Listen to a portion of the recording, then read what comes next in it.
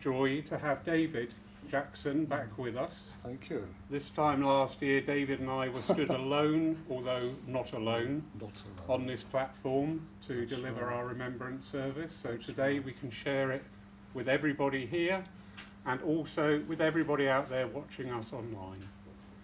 So without further ado, David, if I could ask you for the opening blessing. Thank you very much. Thank you, sir. Well, firstly, may I say good morning to you all. As Lauren said, it is a joy to be here for our very special service today. And we say good morning to our friends who will join us online. And so each of you has your own part to play today for our service by giving of yourselves in love and in light, in compassion, caring and concern. So may I invite all of you, each of us, to close our eyes on the physical world around us as we open our special service in prayer. O great Spirit, Mother, Father, God, we come before you with love and sincerity in our hearts, to firstly give thanks for each day of life that you bring us, and for the blessings, light and love we each receive to help us cope with the experiences that we encounter on our individual pathways, the good times and the bad, the joyous times and sad, times of great light, but sometimes of darkness too. Within our prayer, we also thank you for the knowledge that we have been blessed with, that life is eternal, our world of matter and that of spirit, intermingling and interpenetrating one with the other. And those with whom we have built bonds of friendship or love with, whilst together here upon the earth plane, and who now reside within that higher consciousness of the spirit world, are indeed only a thought distant from us at any time, proving that physical death does not break those bonds. A wonderful truth that brings us the greatest of comfort throughout our lives. And so we welcome them into our midst to join us on the vibration of friendship, at oneness and light we each help to build here today. We also include within our invitation those souls we name our guides, helpers, guardian angels, and teachers. We remember with great sincerity and compassion all souls, whether military or civilian, ally or foe, who have lost their lives during the great wars and conflicts that have been taking place throughout history, and pray that the light that will be generated around the world at this special time of remembrance may lessen in some way the darkness that pervades still, and help bring a peace, unity, and a greater understanding towards each other, instead of aggression, anger, rage, or discord. We now ask that you will bless our divine service of remembrance, and each of us gathered here from both sides of life. Amen. Amen. Thank you, David. That was beautiful. And now, if you would care to, please join in with saying the Lord's Prayer. Our Father, who art in heaven, hallowed be thy name. Thy kingdom come, thy will be done, on earth as it is in heaven. Give us this day our daily bread, and forgive us our trespasses, as we forgive those who trespass against us. And lead us not when in temptation, but deliver us from evil. For thine is the kingdom, the power and the glory, forever and ever. Amen. Thank you. Today's service is constructed not only in remembrance for this time of those who gave their lives, but also this time where we still have the living testimonies to war. And on that vibration and energy, I would like to invite up one of our own congregation, Mr. Craig Whalen. Craig, sir. Thank you.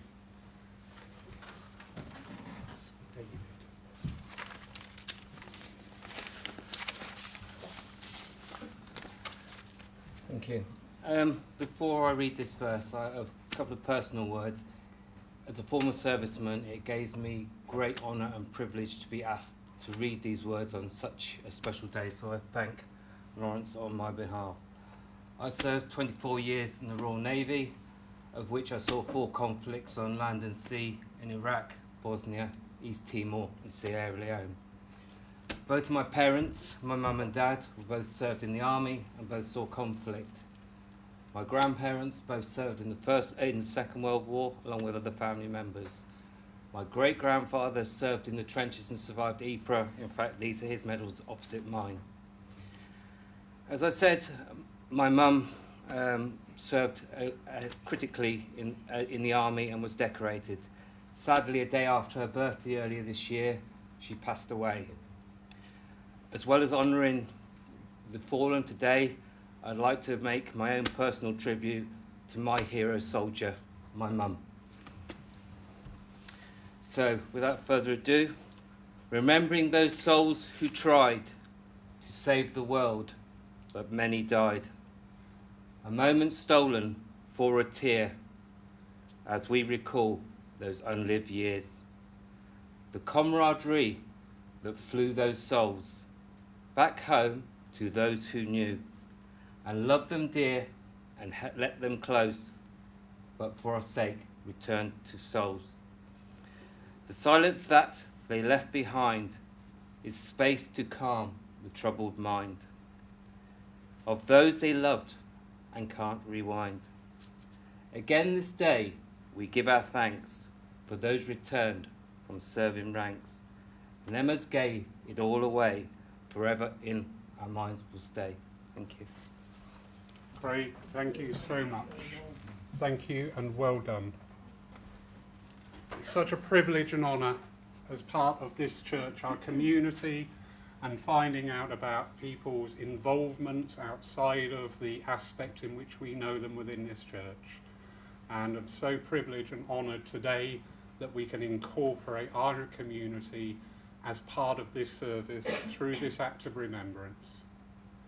So we're now, if you're all comfortable, all quiet, and all your phones are indeed turned off, we will shortly enter into the national 2-minute silence.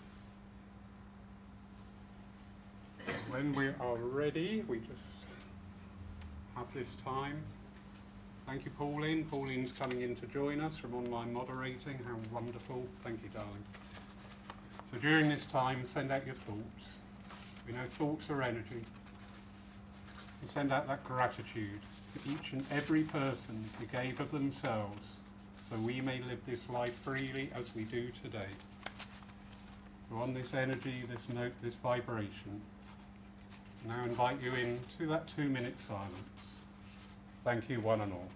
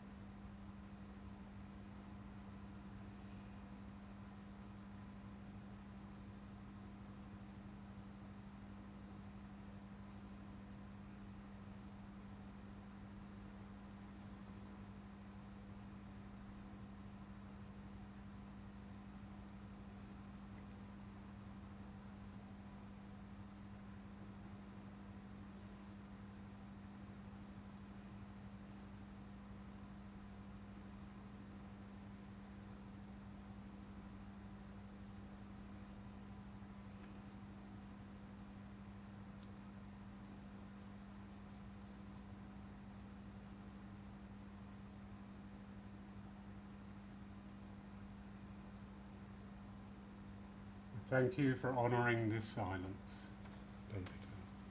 May I have your order of service, please?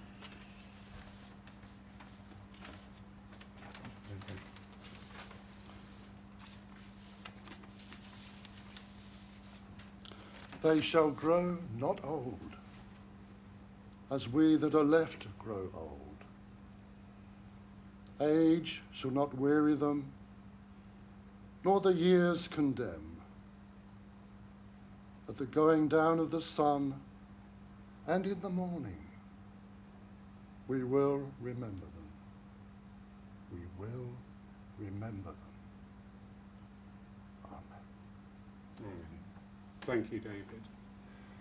Now I'd like to invite another member of our congregation, Pam, if you would please. Pam told me this absolutely amazing story just this morning, and I said we need to hear that. So Pam, Oh, thank you. thank you. Thank you for inviting me. Lawrence asked me about, one or two of you have asked me about one of the things I was wearing. It's a brooch.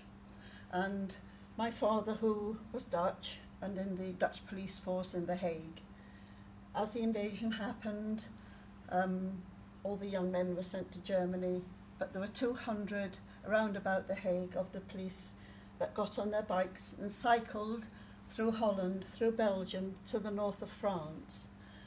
And the Belgians fed them and looked after them, as did the northern French people.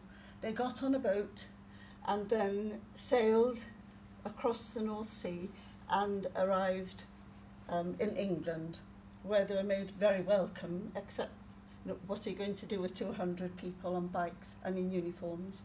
They travelled through the country and joined the Lancaster Fusiliers. And it was a tradition with the Dutch that they would take 2 of their buttons and turn them into brooches and then send them to a loved one, especially if it was a girlfriend or fiancé or so. And this is my father's one that he made for my mother. And my mother was English and joined the ATS at the beginning of the war, ended up at Dover Castle as one of their plotters, and she was on duty on D-Day. And of course, round the balconies above them, there'd be all the generals and all the top people, top brass. And they didn't know in detail what was happening, but they realised that something very important was happening because they were so busy plotting with the boats and the aircraft. So I come from both sides, and this is my mother's medal, and these are just a few of my father's.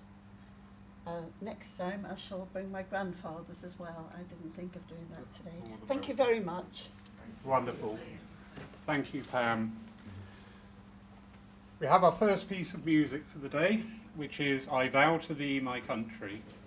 And very pleased that we have another wonderful member of our congregation, Charlotte, who will lead the singing. So if you'd like to come up and get yourself ready, my darling.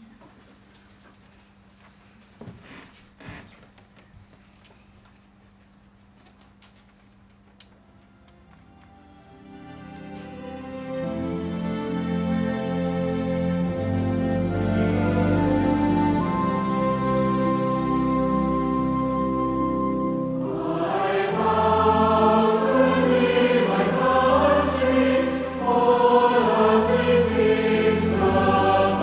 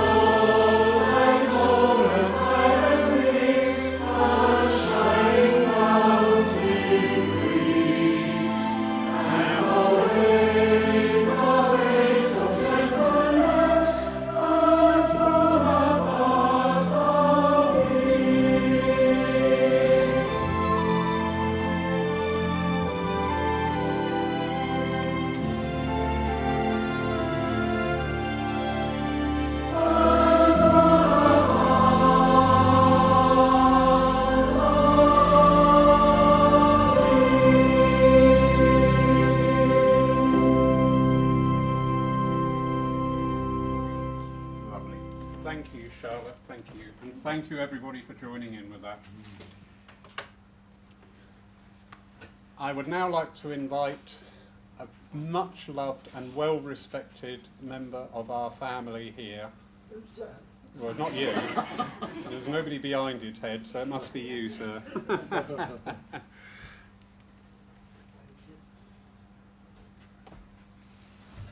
that's nice. I'll even give up my chair for you. Okay. And if you're lucky, I'll plug it in for you. Want to help up the step? There you go. All right. Thank you. Ah, good morning, everybody. It's, I don't know where to start. When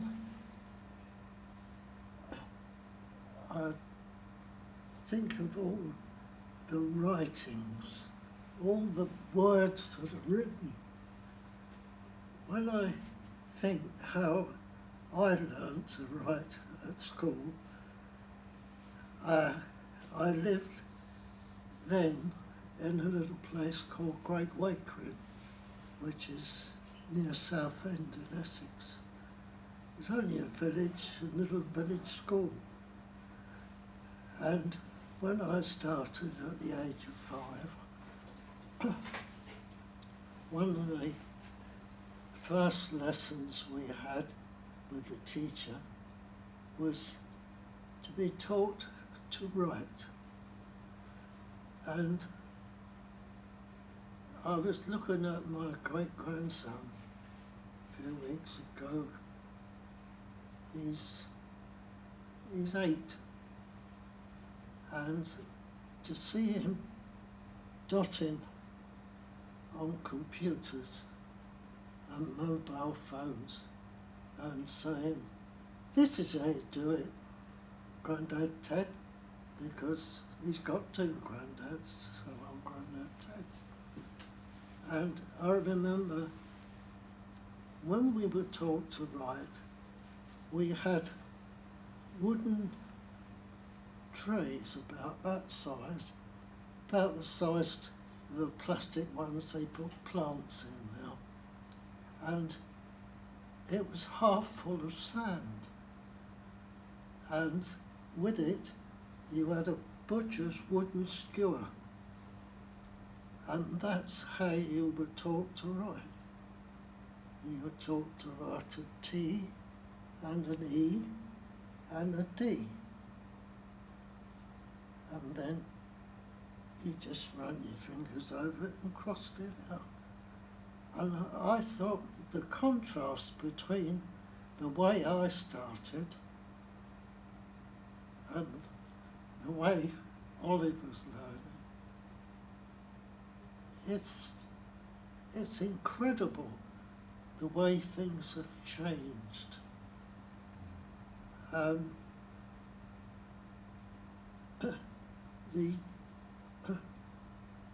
The other thing I was going to say is, when the war started in 1939, I can remember the family sitting round the radio, because there was no television, listening to the broadcast of the Prime Minister saying we were at war. And I looked at my dad and said, "What does that mean?" And he said, "You don't want to know. You don't want to know."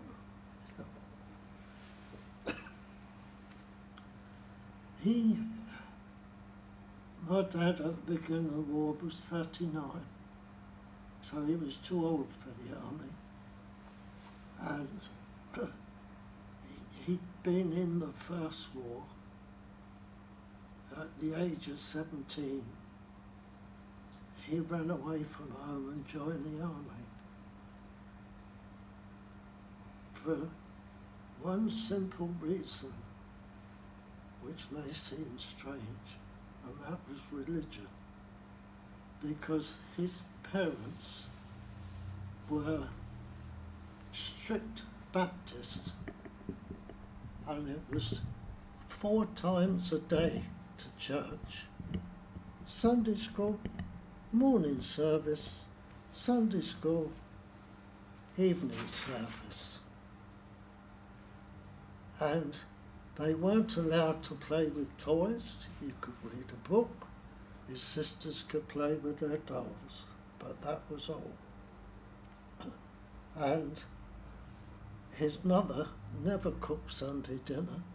They always had Sunday dinner on a Saturday, because Sunday was a day of rest. And he was a apprentice to a shop like Beale's in Bournemouth, but it was in Southend, and he served a 3-year apprenticeship there, and I've still got his indentures written on parchment. Anyway, to go on, when the war started, all the young men were being called up, and they called up a lot of young policemen. And because he was a businessman, he and my mother ran a small draper's shop, they came round recruiting ex-servicemen, businessmen, to join the police. And he served for 4.5 years as a full-time policeman in the Metropolitan Police. He never talked about what he saw the First War, and he certainly never talked about what he had to do in the Second War, because all through the Blitz, as soon as something happened, the police were called, and they had to go there and sort things out. But there were no cars then. They used to go on their bicycles. That's how they got there. There was no radio communication. The only way they could get help was by blowing a whistle. What good that would do. But there were police boxes in the streets. They call them TARDIS now. But in those days there were police boxes, and there was a telephone in there which they could get through to the station. And there was also a little door on the side which the public could open, and there was a phone for them to use to phone the police. And that's how it was done. But it's strange to me to think what life was like. I mean, I was 9 years old when it started, so I didn't really understand. But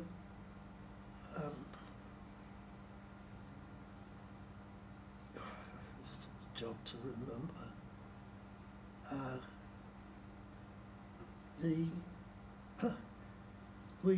Life went very quiet to start with, because everything sort of stopped, and they called it the quiet before the storm. And when things started to warm up, as they said, when the Germans got as far as the French coast, there was only that stretch of water between us and them. 21 miles at the narrowest point. And it suddenly, we knew that we were an island and that we had to stop the Germans from landing.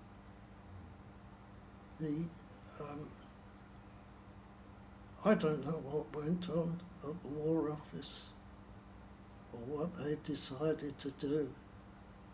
There were all sorts of rumours going about, and life,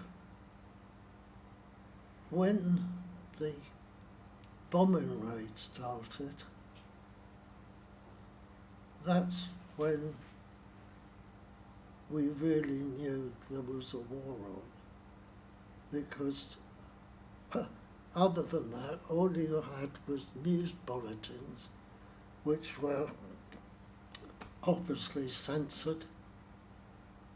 They used to use just short sentences to say that this had happened, not will, but had in the past. You never got the future. And you had the newspapers who had correspondents all over the place. But the life for children at school was, well, for the most part, uninterrupted. I say that, but all the teachers that were left, the young ones were called up, were ones who had been in the First War. So they gave little talks on what to do and what not to do. And one of the first things I remember was there were rumours going about the Germans were going to use gas, as they did in the First War. And we all had to go and collect a respirator. And they had small ones for children, full-size ones for adults, and they even had ones that fitted over a pram for babies. But thank God they were never needed. But everywhere you went, you had to carry a gas mask in a little cardboard box, in a little bag with a strap on over your shoulder. That went on for most of the war. But at school, one of the classrooms, was the part of London I lived in, was Walthamstow in the East End. And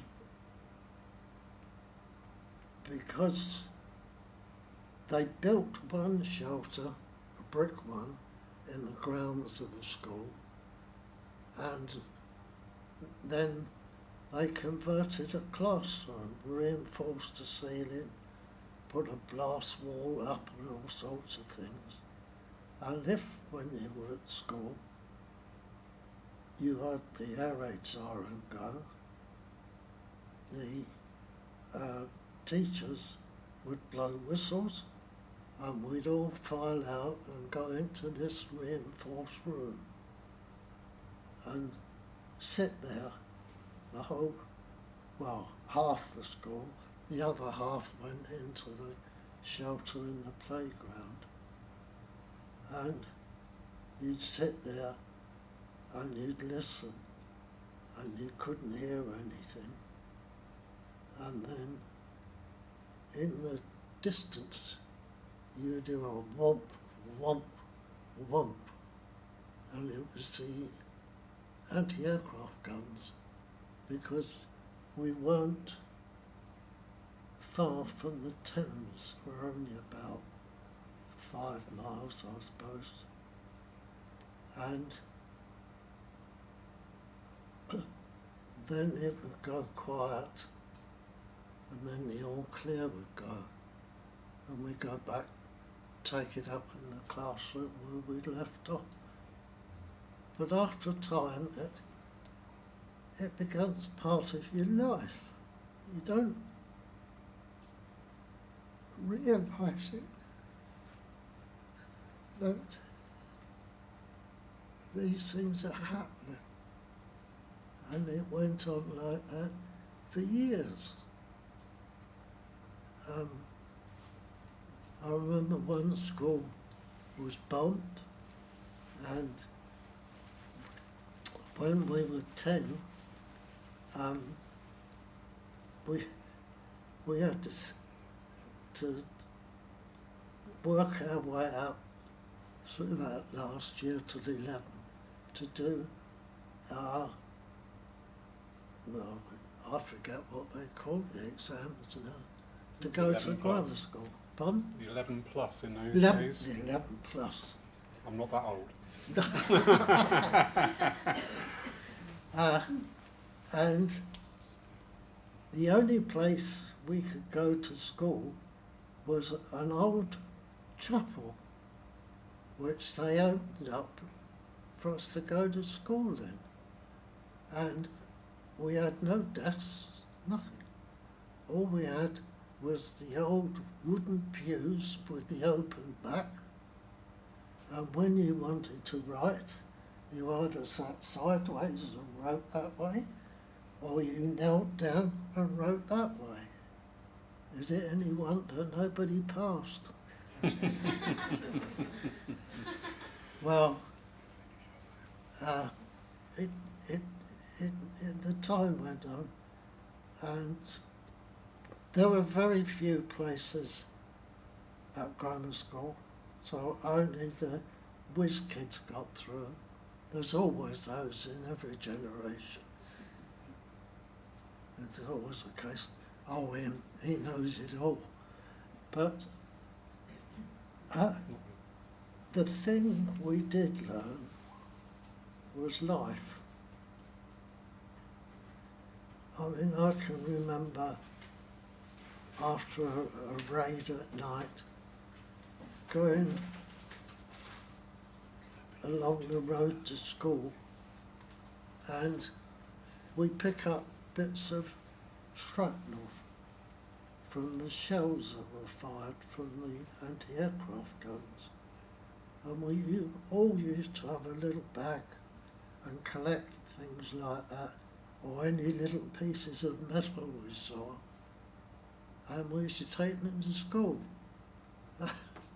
And believe it or not, this idea of recirculating things is nothing new, because all that metal was sent to the factories to make new shells.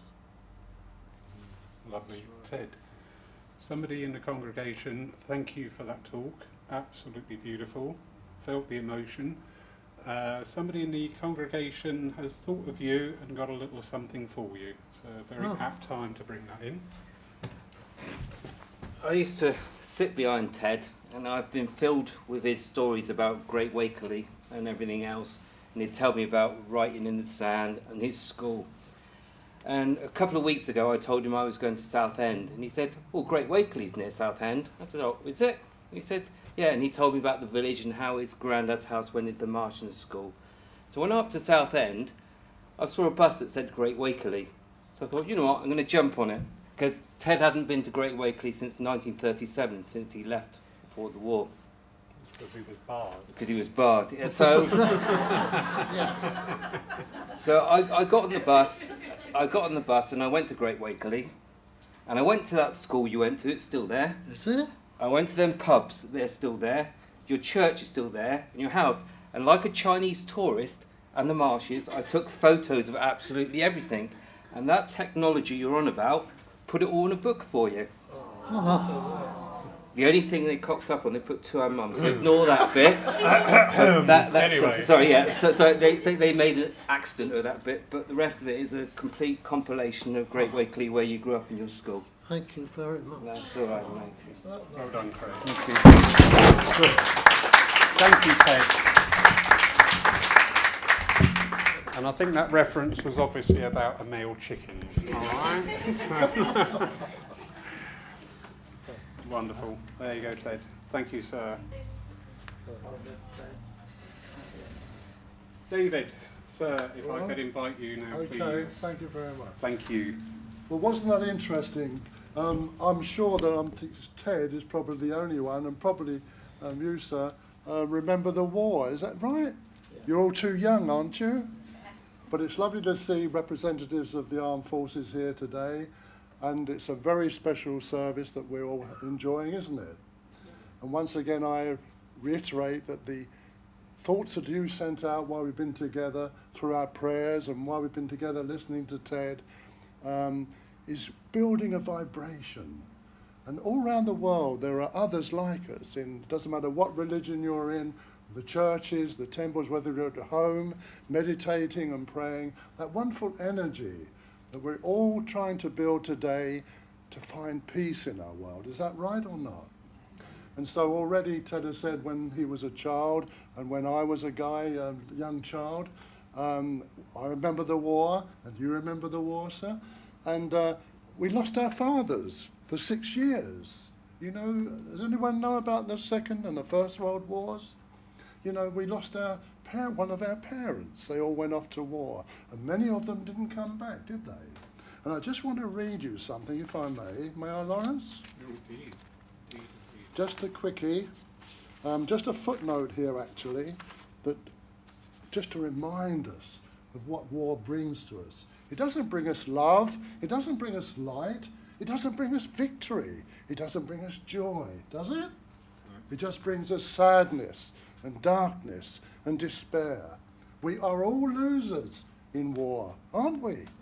The enemy or the foe. Because in this wonderful way of life we call spiritualism, we learn that we are all one great family, brothers and sisters to one another. Doesn't matter where we place our feet upon the surface of the earth plane. We are all one great family, living a life here upon the earth plane and giving us an opportunity to bring it into a greater light, a greater spirituality, a greater vibration of loving and caring, compassion. The First World War, so many, like Ted said, were young children that used to go to war. Can you imagine this? And in the First World War, I just want to read this footnote, that in all it is estimated that some 20,000 underage Tommies perished during the Great War. And when they say underage Tommies, what do we mean by that? Although one had to be of the official age of 18 in order to enlist, many were accepted into the ranks who were obviously much younger than the required age. This was because unscrupulous enlisting sergeants were paid 2 and 6pence, half a crown. Anyone remember a half a crown? Yes. A 2 and 6pence, 12.5p is it now? Yeah. But I used to hold a half a crown in my hand. Wow, you know, what you couldn't do with 2 and 6, you know. But anyway, many lads would sign up en masse with their friends and colleagues. And some villages around the country found a great percentage of the male population had disappeared and gone to war. Patriotism, adventure, excitement, being given a uniform and a gun attracted youngsters to sign up. And for many, the idea of actually travelling abroad, and to France in particular, was a great attraction. Can you remember this time? You know, our history, and all the many, many dear souls who passed into spirit on the battlefields of France and throughout the country, really, wherever there was war. And we always said, didn't we? I've said this so many times, that they said the First World War was the war to end all wars. Well, read your newspaper today. Look at the television news. There's war going on already, isn't there? Everywhere. We're still hurting one another, you know? We're still maiming. We're still bombing and shelling, killing each other. Isn't it awful? So today, all of us and those online who have joined us for our service, we have created a beautiful energy, haven't we? Of love, of compassion, of caring, but most of all, healing. This world at this particular time in our history, forget war for a minute, it needs us to help it to go forwards, doesn't it? What do we see for the future? So me, in this wonderful way of life we call spiritualism, as I said, our mediumship, all of you are tuned to those wonderful souls that you have around you in the spirit world, your helpers and your guides. Doesn't matter who you are, you all have them. This wonderful family in the spirit world who join you, who share your lives here upon the earth plane and try and help you and guide you through your higher mind consciousness, you see. How many of you sit for meditation and for prayer each day? All of you, I hope. Today we have already spoken to God, haven't we? When we say our prayers, who are we speaking to? We are speaking to God. And we give thanks to God for our lives and for the opportunities that each of us has to make this a better world. Isn't it wonderful to have that knowledge, how important we are? That we can, through our thoughts, the power of your mind, always say this, the power of your mind, the thoughts that you send out onto the ether of love, of light. We can help to project our world forwards through this particular time of need. We say about global warming, don't we? And all the things that we're going to have to change in our world for the future. We're going to lose our fossil fuels, aren't we? Where are we going? But it's a wonderful adventure. And the spirit world, and we won't even be here, will we, later on, when all these things start to happen? Ted was talking about things that happened 100 years ago and 70 years ago. Well, we will be in the spirit world, and we will see the changes taking place then. But for now, there are wonderful children in our world. Do you ever think about the children? The wonderful kids that are coming forwards, they are the future. And we must support them and help them to go forwards to make this world a better place. So isn't it wonderful? It's a challenge. And as we pray and as we meditate, we help to build that light that this world so desperately needs. Isn't it wonderful? And so as you are tuned to the spirit world, as we have prayed today, have you felt the energy change? These little seats here that you see no bottoms on, well, I can assure you, there are wonderful souls with us today for our service. Aren't there, Lawrence? Indeed. He indeed knows it. We know it because we can feel the energy and we can feel the warmth of their love. And you can too, can't you? And so war? We don't want to see war anymore, do we? One more. When do you want me to stop, by the way? No, I'm quite happy. There's a I'll be lovely somewhere at 6 for night. 6 to 9. We hope very much indeed that you do realise how important you are. That's all I'm trying to say. We've learned with this wonderful way of spiritualism, the philosophy, the teachings that come from the spirit world. We have placed that yoke of responsibility upon our shoulders, haven't we? because we have the knowledge that whatever we say, we do, we think, creates energy within our world. And so we have a responsibility to try to be kind and considerate and caring to one another, knowing once again, I reiterate, that we are all one great family. And so if you live in Africa, China, America, it doesn't matter where you live, we are all intrinsically linked by the divinity that is within each of us, that tiny part that we call the divine spirit. Isn't it wonderful? So only we can make the changes in this world. We say, well, if there is a God, why would he allow or it allow war to happen? Darkness and despair. It is us that make the changes. We are the instruments of the Great Spirit.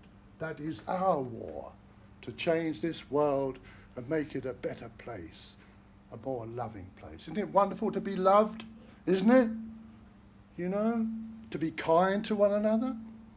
We go to, where did we go shopping, Irene, this weekend?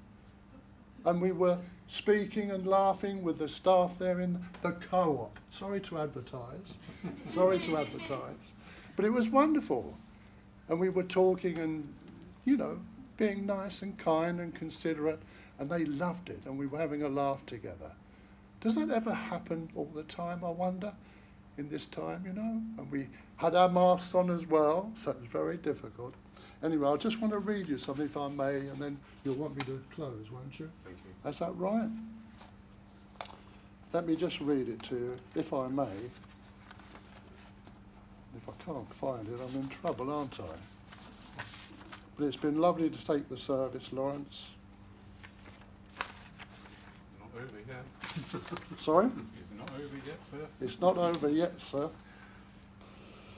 There was a gentleman called Lieutenant Colonel John McCrae, MD, Canadian Army, and he's remembered for what is probably the best known and popular of all First World War poetry.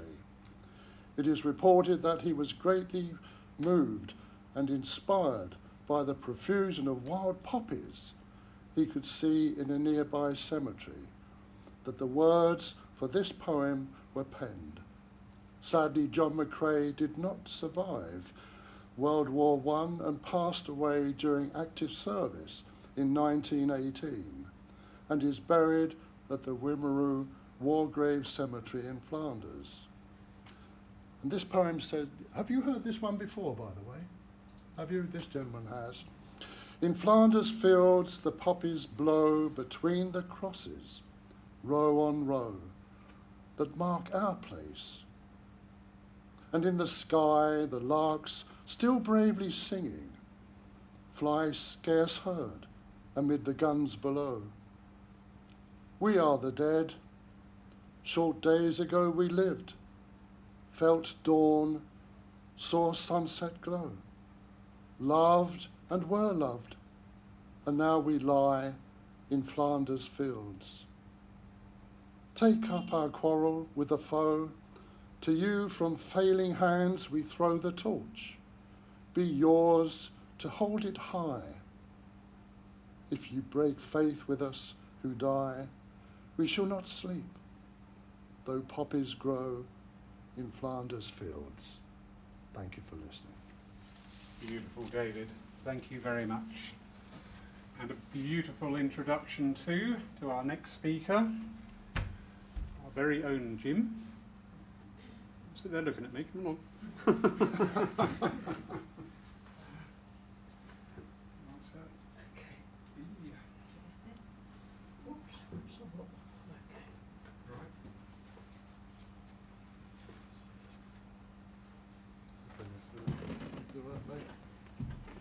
Nice to see you again. Take care. Well, there you go.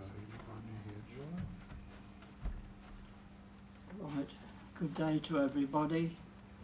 I call this a commemorative service day because there's so many people who we miss and we've lost, and not through our way. This poppy may seem a lot, but it doesn't cost. What does it cost? Compared to all those lives that sacrificed their lives that we lost. So now, my friends, I want to just say that war, what was war for? One man wanted to rule the world, and that cost many more. I've often, as a child, wondered about the war and the people that we've lost. And do we have to be sure it's those people that we miss so very much? And I know, thanks to Spirit and all those who sacrificed their lives, it didn't happen. And I pray it won't happen anymore. So before I say any more, I'd like to read you two poems. One explains of the poppy, and the other one, here we go.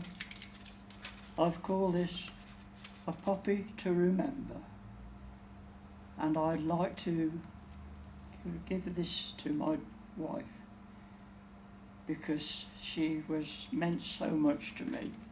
2 years have gone by, but she's still my wife. A poppy is a symbol right by the cross. We remember those people whose lives we've come across, lying in those battlefields who never came back to sacrifice their lives when under attack. Even now people still visit those graves, showing respect to all those fallen names. A poppy from our garden we remember every year. A brilliant red brings our loved ones so very, very near. Poppies are worn in that month of November, a symbol of love for those we all remember. A field of poppies make a wonderful sight in those colours of red, yellow and white. They look so beautiful in the broad daylight. To cut them one must always do it right. A poppy we can pin on our only clothes, a way to remember, and it really shows. When buying poppy seeds, know what they are for. They are there to grow just like the ones before. It's hard to believe when suddenly it's November. The sign of a poppy helps us all remember. Sending out our love and prayers is never, ever in vain. That poppy, it lying deep in your heart, will always remain. Lovely.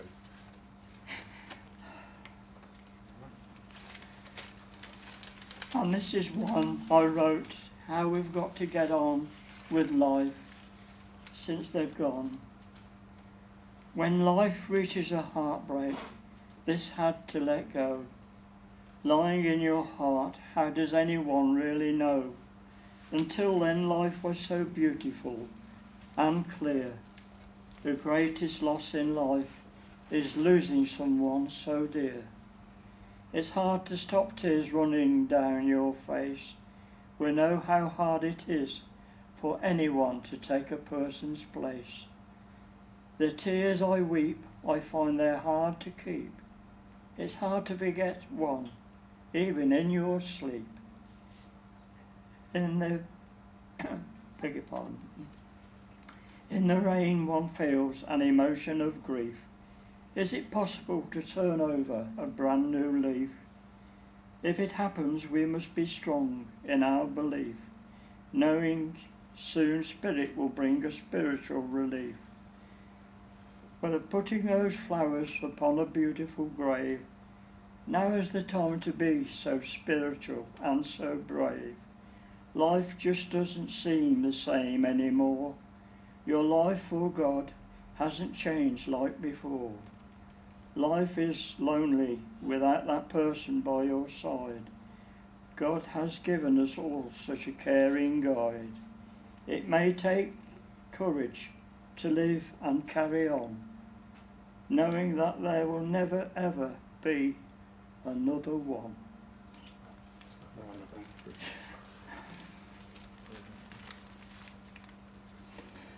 Thank you. I apologise for my feelings, but that's how I feel. Jim? And I do wish the love of God to be with you all. So real. God bless. Thank you, Jim.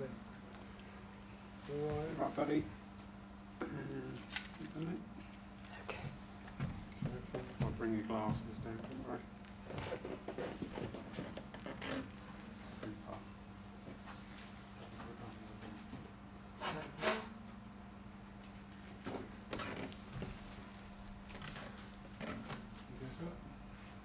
Thank you.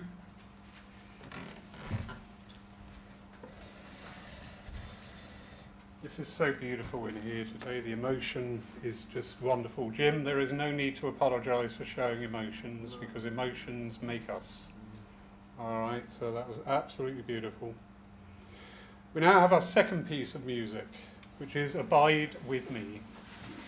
If you would like to stand during this, you are warmly, warmly invited. We need to start getting back into our way. So if you'd like to stand for Abide With Me, and that will be followed by the last post.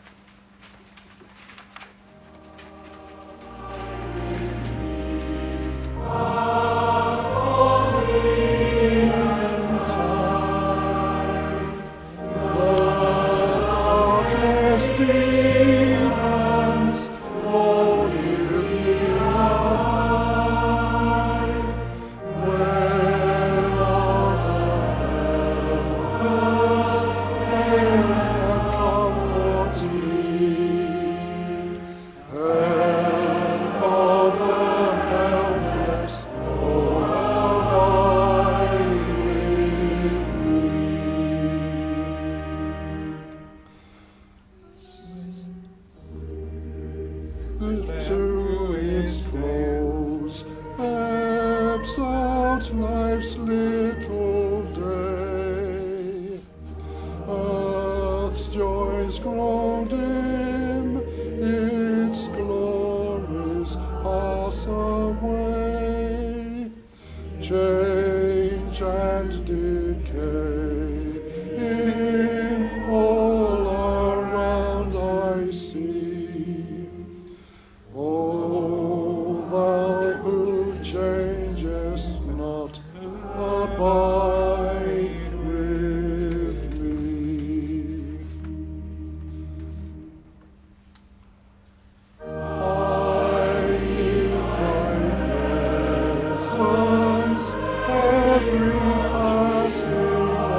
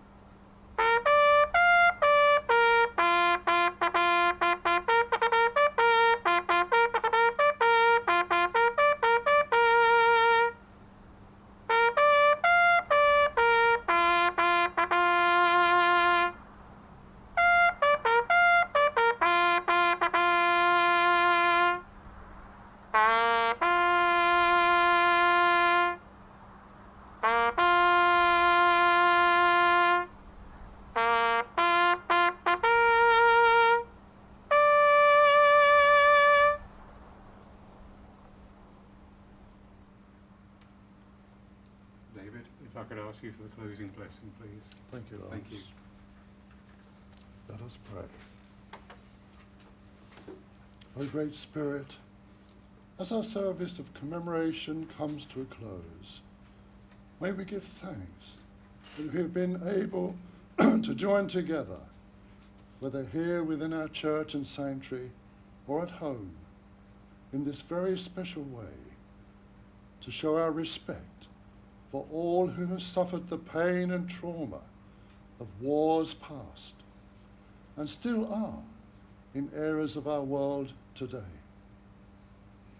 We ask that the vibration of compassion, caring, concern, and healing generated throughout our time together may help create a greater spiritual light at this particularly needful time in our history. Amen. Amen. David, thank you so much. Everybody who contributed, thank you so much for everything that you've done. I'd like to thank the lovely Sarah for decorating our church today and creating the poppies, which so many people have purchased. The money from these poppies and the collection today will be forwarded on to the Veterans Forge, which is a rehabilitation place for armed services, either serving or retired, who are having PTSD or other emotional issues. Provides that safe place where they can come together and learn to heal. So what more fitting tribute than our money going to support a community and environment like that, benefited and dedicated to those brave ones who are here and now in our world. On behalf of everybody here, thank you for joining us. It's been so emotional. Thank you. Thank you, everybody at home. Have a blessed day. Look after yourselves, and we will see you again soon in the future. Thank you. Well.